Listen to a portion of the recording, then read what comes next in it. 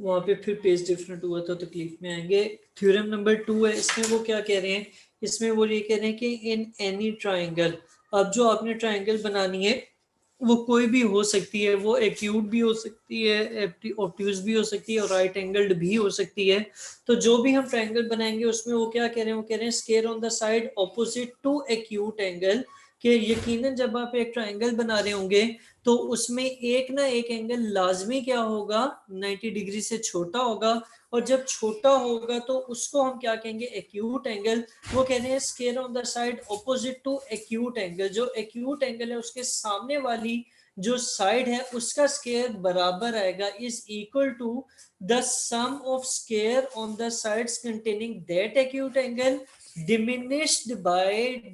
by twice the rectangle contained by one of those side। Diminish का मतलब होता है कम होना,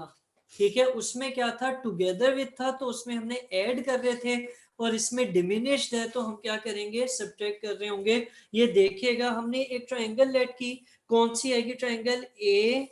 बी और सी, ए बी और सी एक ट्रायंगल है। इसका एक्यूट एंगल कौन सा है, इसका एक्यूट एंगल आप कोई भी ले सकते हैं सॉल्व करने के लिए। तो यहाँ पर हम ए ले रहे हैं मेरा ख्याल है, फिर हम इसको, हाँ एक्यूट एंगल कहाँ पे है, सी ए बी है, सी ए बी ये वाला एक्यूट एंगल लिया जा रहा है,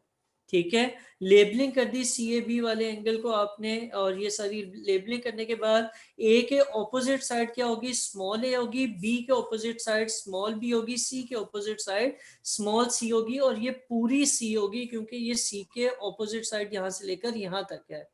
सही है। अच्छा फिर आगे चलते हैं, हमने क्या करना है, हमने सी डी परपेंडिकुलर ड्रॉ करनी है ए बी के ऊपर, so that A D is projection of A C on A B, कि आपने यहाँ से एक परपेंडिकुलर गिराना है, और वो कैसे होगा, वो ऐसे ही होगा जैसे इसकी प्रोजेक्शन हो ए बी के ऊपर, किसकी, ए सी की। अब हमने इसके अलावा लेबलिंग और करनी है कि जब ये यहाँ पर मिलेगा तो यहाँ से लेकर यहाँ तक का फासला स्मॉल एक्स कहलाएगा, और यहाँ से लेकर यहाँ तक का फासला जो है वो स्मॉल एच कहलाएगा, सही है। हमने प्रूफ क्या करना है कि एक्यूट एंगल के सामने वाली साइड का स्केयर यानी सी और बी का स्केयर बराबर आएगा ए सी के स्केयर के, क्योंकि एक्यूट एंगल इस और इस साइड से बन रहा है ना, तो ए सी का स्केयर प्लस ए बी का स्केयर, ऐसे लिखा, diminished by 2 times the area -2 A B और ए डी का गया, ए डी,